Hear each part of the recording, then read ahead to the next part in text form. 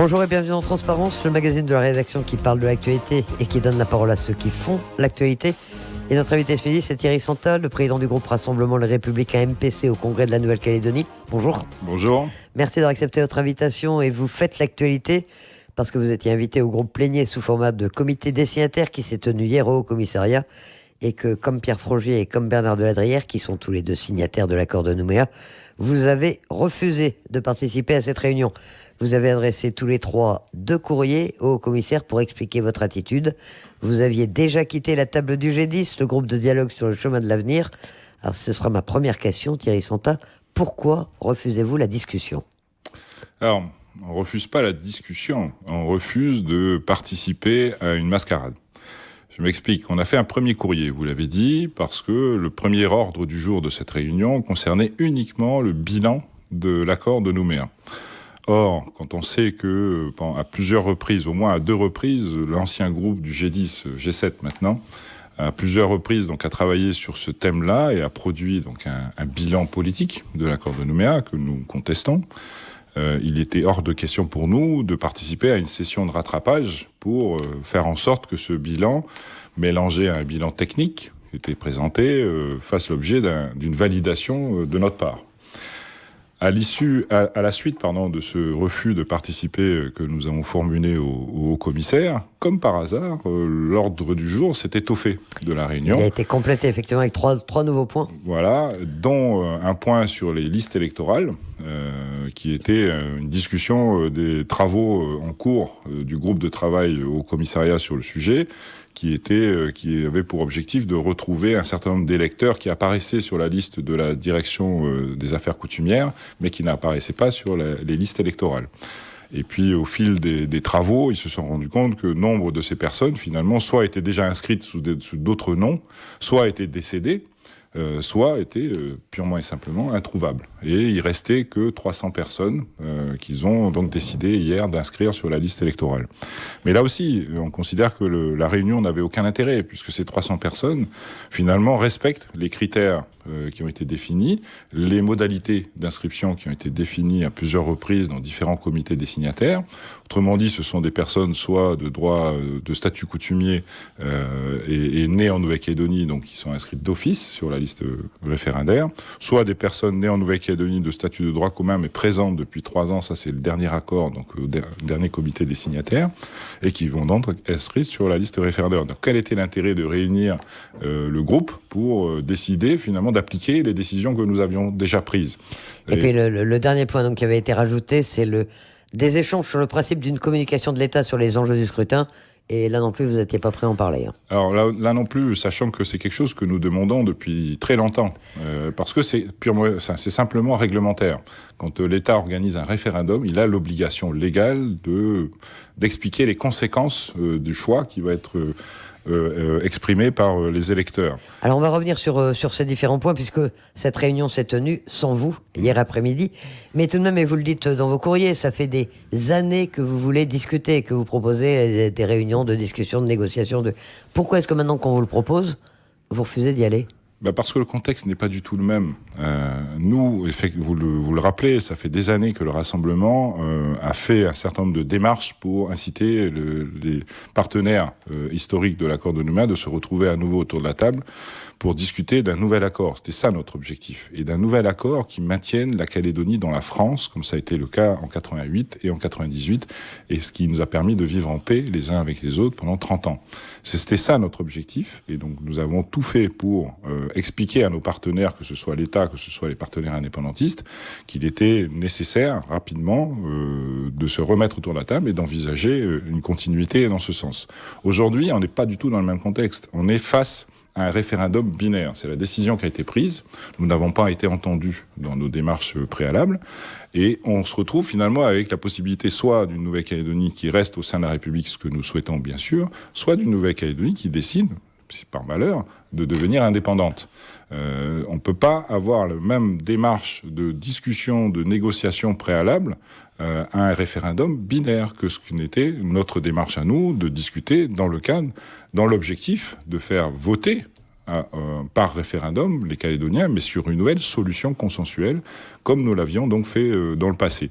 Donc vous voyez que c'est pas du tout le même contexte. Donc il est hors de question pour nous aujourd'hui de participer à quelque discussion que ce soit sur une solution éventuelle d'indépendance. Ça n'a jamais été l'ADN du rassemblement et ça ne le sera jamais. Alors c'est ce que vous écrivez dans le premier courrier que vous adressez au commissaire. Vous reprochez à l'État d'entretenir la confusion en laissant croire, écrivez-vous, que rien ne changera quel que soit le choix du 4 novembre. Comment ça se traduit cette confusion selon vous ? Qu'est-ce que vous reprochez vraiment à l'État aujourd'hui ? C'est bien ce que je suis en train de vous dire. C'est-à-dire qu'il y a des discussions aujourd'hui en amont du référendum qui ont pour objectif finalement d'expliquer aux Calédoniens, voilà, vous inquiétez pas, on partage les mêmes valeurs, vous inquiétez pas, le bilan de l'accord, on partage le bilan de l'accord, et quand on parle d'un bilan, ça veut dire qu'on considère qu'il y a des choses qui ont bien qui ont été faites, des choses qui ont moins bien qui ont été faites. Donc sous-entendu, pour l'avenir, ce qui a été bien, on propose de le faire perdurer, et ce qui a été pas bien, on propose de revenir dessus et de faire évoluer les choses.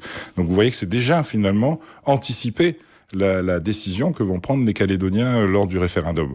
Et donc ça revient à ce que je vous dis, c'est que on dit aux Calédoniens finalement, vous inquiétez pas, quel que soit le choix que vous allez faire, il y a déjà un certain nombre de choses qui sont actées, entre autres l'organisation institutionnelle, les valeurs, je disais. Donc finalement, au final, on risque d'avoir des Calédoniens qui vont se dire à quoi ça sert d'aller voter, donc de démobiliser une partie des électeurs, puisque rien ne changera quel que soit le choix qu'on va faire, ou pire, certains qui pourront peut-être se dire finalement la solution d'indépendance, on décidera de tout, et de toute façon rien ne changera, on aura la même qualité de vie en Nouvelle-Calédonie, on aura la même organisation institutionnelle. C'est faux de dire aux Calédoniens aujourd'hui que rien ne changera demain si d'aventure ils choisissaient l'indépendance. C'est totalement faux. Si c'est le cas, il y aura une assemblée constituante qui se mettra en place et qui décidera comme un État souverain le fera, d'organiser ses institutions comme il le souhaite, de définir les valeurs sur lesquelles il veut s'appuyer, et on aura surtout un tel choc économique si cette solution est choisie, qu'on n'aura pas la même qualité de vie que celle qu'on a aujourd'hui. Ça, il faut que les gens le comprennent bien, il faut que ça rentre bien dans la tête de la population, et c'est la démarche qui est la nôtre aujourd'hui, de leur faire passer ce message-là. Alors vous dénoncez donc, vous vous inquiétez de l'ambiguïté de l'État, vous exprimez un fort sentiment de méfiance, mais c'est une méfiance à l'égard de qui finalement ? Vous vous méfiez de l'État, vous vous méfiez des indépendantistes, voire vous vous méfiez des autres partis non indépendantistes ? On se méfie pas des indépendantistes. Ils ont l'avantage d'être clairs. Ils ont une démarche qui est la leur depuis maintenant de nombreuses années. Ils savent ce qu'ils veulent, et puis nous savons ce qu'ils veulent. Et je respecte totalement leur choix de solutions à venir pour la Nouvelle-Calédonie. Ce dont on se méfie, c'est plutôt ceux qui disent d'un côté il faut voter non à l'indépendance, mais qui disent en même temps mais vous inquiétez pas, finalement, quel que soit votre choix, ça changera rien. C'est de cela dont on se méfie. Et on considère que l'État accompagne cette démarche avec toutes ces réunions, tout ce G7 là, qui a continué à travailler après notre départ, cette réunion d'hier qui est dans le même acabit, c'est de cela dont on se méfie. En clair, pour ne pas les nommer ou pour les nommer, c'est Calédoniens ensemble, et vous pointez du doigt les expressions comme le peuple calédonien, comme la calédonisation, sont des choses qui vous paraissent effectivement, là aussi, entretiennent une certaine confusion. Ça participe à cette confusion. Quand on parle du peuple calédonien, je suis désolé, moi je fais partie du peuple français. Effectivement, il y a une communauté calédonienne, comme il y a une communauté alsacienne, une communauté bretonne, comme toutes les communautés qui existent au sein de la République. Mais je fais partie du peuple français, avant tout. Et quand on parle de peuple calédonien, c'est déjà quelque part une caution qu'on apporte à cette idée d'indépendance. On s'éloigne doucement mais sûrement finalement de la nation française. Donc, la calédonisation, c'est pareil. Pourquoi c'est pas bien qu'il y ait des Calédoniens qui puissent exercer un certain nombre de fonctions, notamment dans les domaines régaliens, puisque c'est de ça dont il s'agit? Je ne m'opposerai jamais à ce qu'un Calédonien exerce des fonctions quelles qu'elles soient, mais des compétences régaliennes, ce sont des compétences de l'État. Et des Calédoniens, si d'aventure ils exercent ces compétences, mais ils exerceront ces compétences en tant que citoyens français, parce que c'est l'État français qui est aujourd'hui compétent en matière régalienne. On n'a pas besoin de parler de calédonisation des compétences régaliennes. C'est pareil quand on parle d'autonomie économique, là aussi. D'indépendance, d'indépendance économique. C'est ce terme-là qui est utilisé. De souveraineté économique. Pourquoi parler d'indépendance ou de souveraineté économique? On sait aujourd'hui que la Nouvelle-Calédonie ne peut pas vivre en tout cas ne peut pas garder la qualité de vie qui est la sienne, sans le soutien financier que l'État apporte chaque année à l'économie calédonienne. Donc c'est encore une fois aller dans le sens de cette idée d'indépendance de la Nouvelle-Calédonie, sans le dire. C'est toujours cette question d'ambiguïté là qui est mise dans l'esprit de la population, qui peut aboutir, hélas, à une situation extrême de Calédoniens qui se disent finalement c'est peut-être pas plus mal la notion d'indépendance, puisqu'on sera maître chez nous, mais on sera peut-être maître chez nous, mais pas dans les mêmes conditions et surtout pas avec la même qualité de vie en Nouvelle-Calédonie. Et avec les mêmes respects des droits de l'homme et enfin tout ce qui va avec la nation française, liberté, égalité, fraternité. Pour revenir à cette réunion sous format du comité des signataires à laquelle vous n'avez pas assisté, mais qui s'est tenue, il y avait donc la restitution du bilan technique de l'accord de Nouméa. C'est un bilan réalisé par un cabinet d'audit, un gros bilan d'ailleurs, il y a 300 pages. Est-ce que vous l'avez parcouru et est-ce que ça vous dérange de le valider, de dire oui c'est vrai, ça s'est passé comme ça? Qu'est-ce qui vous contrarie dans ce document? J'ai pas de contrariété particulière, je l'ai lu bien sûr. Il met en avant ce que tout le monde sait d'une certaine façon, c'est que beaucoup de choses ont été faites dans tous les domaines, que ce soit en infrastructure, que ce soit en formation des hommes, enfin dans tous les domaines, mais il met aussi en avant que beaucoup de choses restent à faire. Donc ça, c'est un bilan technique que, à la limite, tout le monde aurait pu faire et qu'on peut synthétiser de cette façon-là. Moi, ce qui m'intéresse, c'est surtout le bilan politique de l'accord de Nouméa. Et le bilan politique, le constat, c'est qu'on a vécu en paix les uns avec les autres pendant 20 ans, et avant, donc, avec l'accord de Matignon, pendant 30 ans. Et c'est ça qui m'intéresse. Et c'est ça que j'aimerais faire perdurer en Nouvelle-Calédonie. Et je suis convaincu que la seule manière d'y arriver, c'est de rester dans ce contexte-là, c'est-à-dire rester au sein de la République française, dans le respect de nos différences, de nos particularités, de manière à continuer à vivre ensemble, les uns avec les autres, à aller les uns vers les autres, à s'imprégner les uns des autres pour créer de plus en plus ce fameux destin commun auquel, en ce qui me concerne en tout cas, j'aspire profondément. Alors un des autres points que vous évoquiez tout à l'heure, donc c'est le point sur les listes électorales qui a été fait hier également. Globalement, vous êtes satisfait aujourd'hui de la constitution des listes. Vous estimez quand même qu'on va arriver à un scrutin qui sera incontestable, en tout cas du fait de la constitution de ces listes? En tout cas, ça a été en tout cas l'état d'esprit dans lequel nous avons été à chaque fois que nous avons participé aux différents comités des signataires où on a pris les décisions sur les modalités donc d'inscription de la population calédonienne.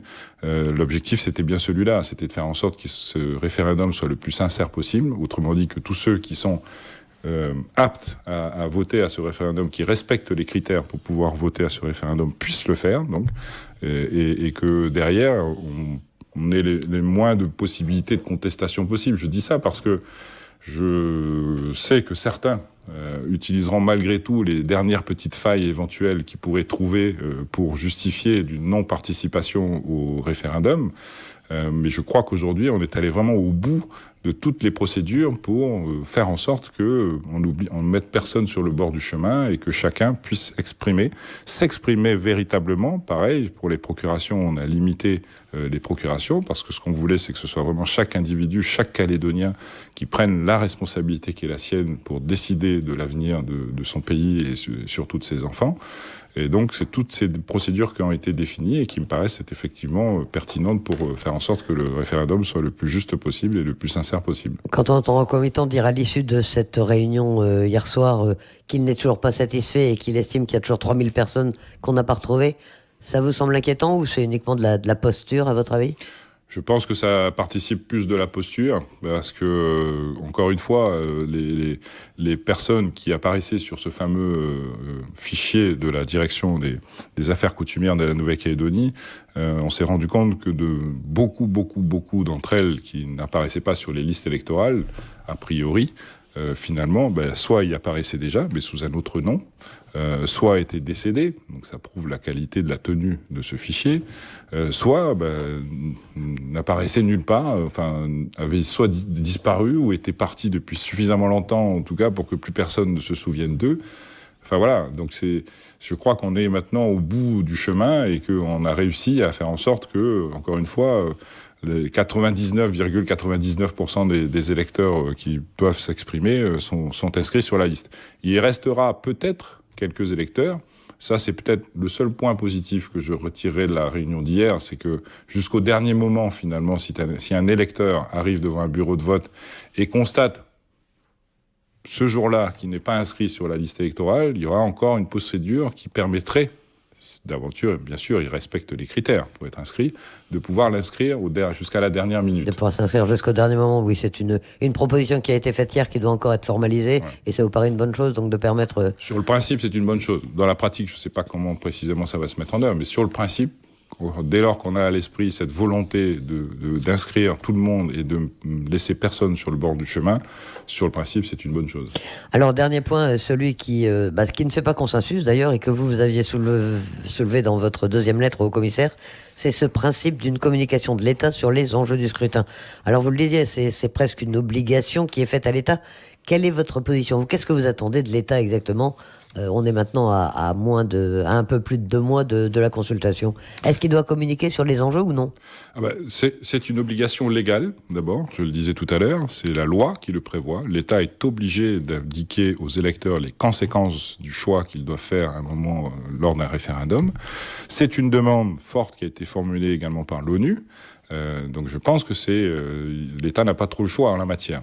Mais qu'est-ce qu'il peut dire aujourd'hui sur les conséquences du vote des Calédoniens lors de ce prochain référendum ? Alors les indépendantistes lui réclament notamment qu'ils disent clairement ce qui va se passer si Louis l'emporte. C'est pas compliqué. La seule chose qu'il puisse dire si Louis l'emporte le 4 novembre prochain, c'est qu'il transférera les compétences régaliennes au nouvel État souverain. C'est tout ce qu'il peut dire. À l'inverse, si le non l'emporte, c'est qu'il continuera à exercer les compétences régaliennes en Nouvelle-Calédonie, comme c'est le cas aujourd'hui. Il ne peut rien dire d'autre. Or, je sais, et ça a même été un peu discuté, semble-t-il, lors de la réunion d'hier, je sais que certains veulent faire dire à l'État d'autres choses. Entre autres, que l'État accompagnera le processus d'indépendance, éventuellement avec un partenariat. Mais ça, ce n'est pas possible de le dire aujourd'hui. Ou en tout cas, ça serait un mensonge de le dire aujourd'hui. Je le répète, si d'aventure les Calédoniens choisissent l'indépendance, tout sera remis à plat. Tout sera rediscuté par la nouvelle Assemblée constituante qui se mettra en œuvre et qui décidera de toute l'organisation institutionnelle et de tous les partenariats éventuels qu'elle pourrait faire avec les pays de la zone ou d'autres. On ne peut pas affirmer aujourd'hui qu'un processus d'accompagnement sera mis en œuvre le lendemain si les Calédoniens choisissent l'indépendance. C'est un mensonge. Si c'est dit comme ça, c'est un mensonge. En revanche, si le non l'emporte, l'État peut dire ce qui se passera ? Bien entendu, et c'est toute la démarche qui a été la nôtre depuis tant d'années, on en a parlé tout à l'heure. Dès lors qu'on discute aujourd'hui d'une solution qui maintiendrait la Nouvelle-Calédonie dans la France, de fait, elle sera mise en œuvre, puisque ça sera un accord, ça aurait été un accord passé entre tous les partenaires politiques de la Nouvelle-Calédonie et l'État français, et le Calédonien choisissant de rester au sein de la République française, cet accord aurait été mis en œuvre par tous les partenaires, puisque la situation aurait été l'équivalente de celle d'aujourd'hui. Mais dans le cas inverse, rien ne nous permet d'affirmer quoi que ce soit en la matière.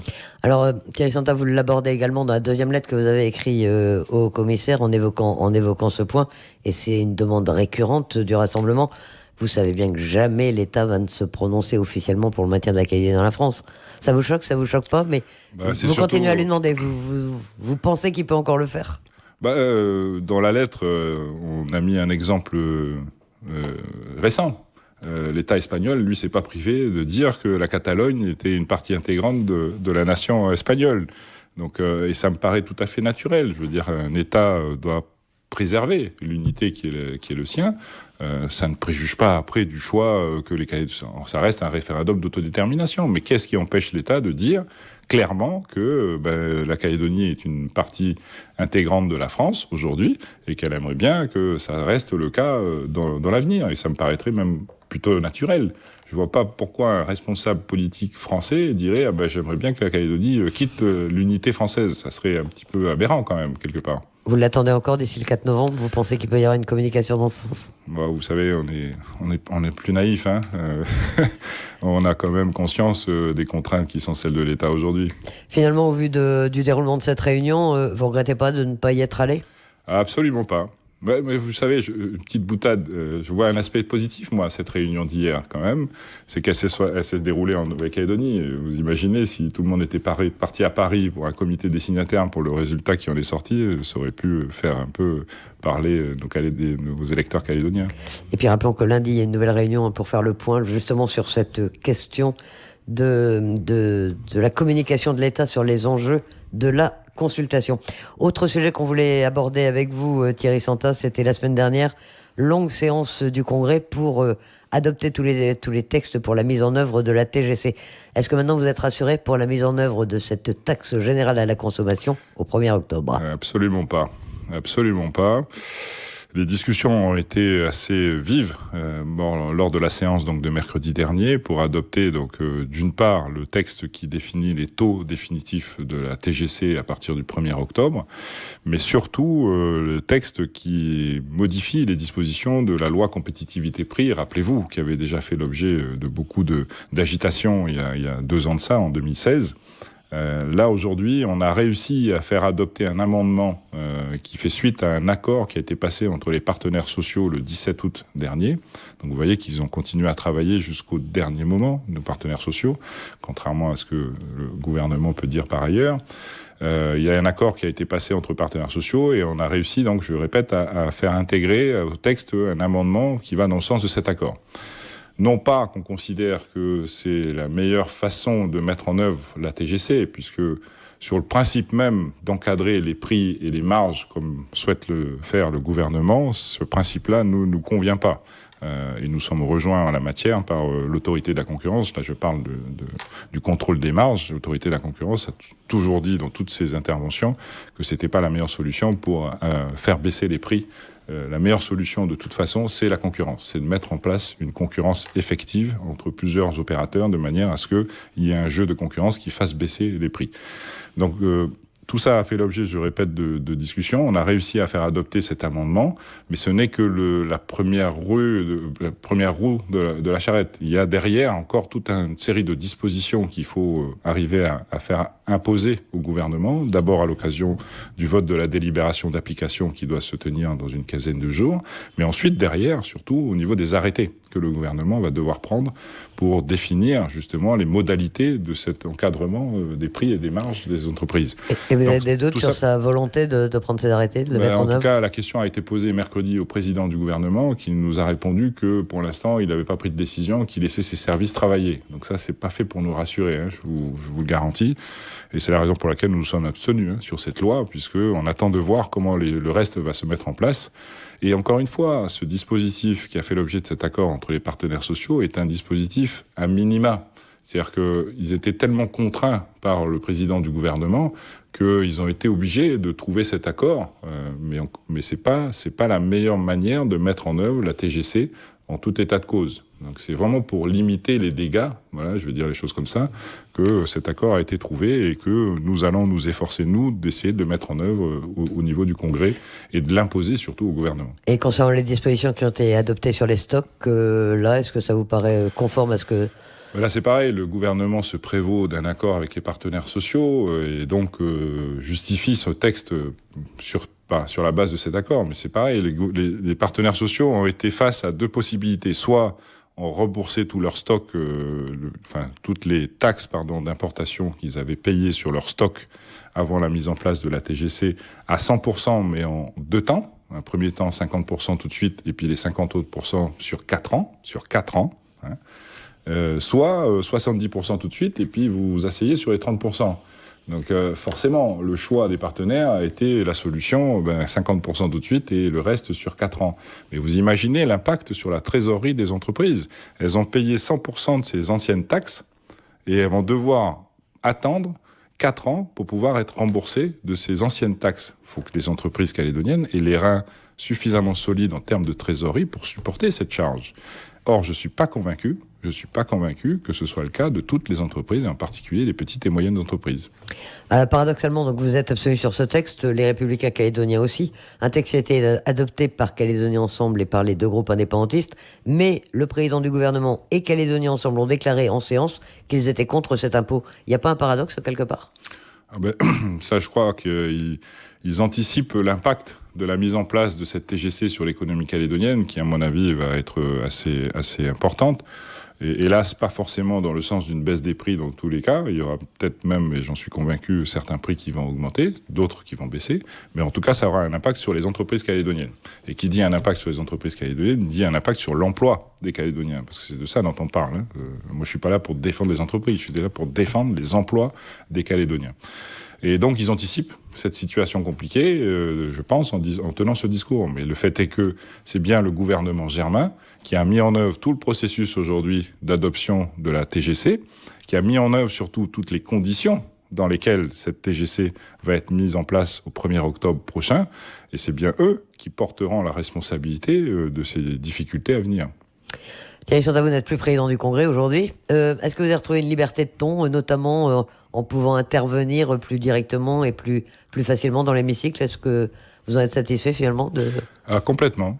Je l'avoue, ça faisait pas mal de temps déjà que je trépignais un peu sur mon siège de président du Congrès, puisque le principe veut qu'un président ne participe pas au débat, et que sur certains sujets, et en particulier économiques et sociaux, j'avais vraiment envie de donner un avis sur ces différents sujets, ce que je pouvais pas faire. Donc aujourd'hui, j'ai vraiment le sentiment de retrouver cette liberté et ça me convient parfaitement.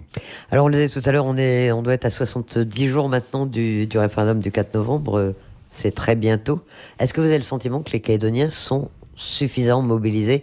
On a l'impression que la campagne est très calme, qu'on n'en parle pas tant que ça, de cette échéance. Hélas, j'ai pas ce sentiment-là, et c'est bien ce qui m'inquiète. Dans les différentes réunions auxquelles on a participé déjà depuis quelque temps, on a le sentiment d'abord que les jeunes ne sont pas très impliqués, c'est le moins qu'on puisse dire, mais on a surtout beaucoup de questions sur quelle Calédonie, finalement, nous proposons dans le cadre d'une Calédonie française après le 4 novembre prochain. Et c'est ce qui nous a incité à mettre en œuvre des conventions au rassemblement. On en a eu une qui a été organisée il y a 3 semaines à peu près sur la santé, sur le système de santé, c'était d'actualité.